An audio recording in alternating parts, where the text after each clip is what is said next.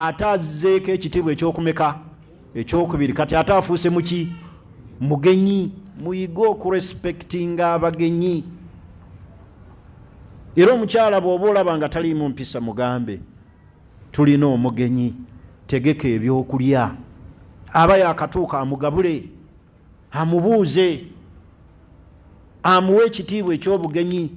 So si kuyisa mu bantu maaso, mujja kugoba abantu otherwise maka gammwe musigale n'ebizibu byammwe nga teri akwetantala. Ntegerekisi kale ekigambo ky'okugulumiza abagenyi kikulu, era abaana baffe tukibatendeke. Kyomugenyi bamuyisa bwe bati, bamubuuza. Mugenyi tebamwetalako, omugenyi tebakola ki. Wa gairu dhalika min as-sifati al-hamida al-ma'rufa, n'ebirala bingi ebiyingira mu mpisa ennungi ze tuteekeddwa okutwala ng'ekikulu.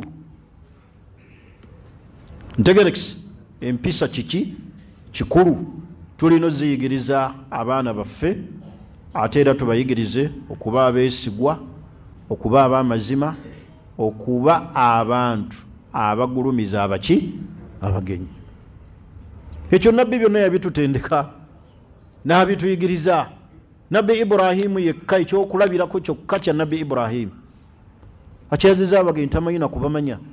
Bwe yamala obbabuuza ne yeesogga emmanju n'asala embuzi nga tamaze na kubabuuza nti mugenda kusula muvaawa, n'ayokya ennyama ku speed n'agireeta.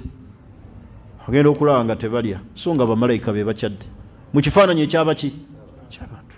Naye gwe n'omanya nti gwe nkyazizza, watwale musiraamu munnange, seeka munnange, musuubuzi munnange, n'omulekaawo, n'omukwasa oluwombo n'omugaa weeyiye oyo kyali, n'oluwombo nga tekuli wadde omuceere. Omuntu avuza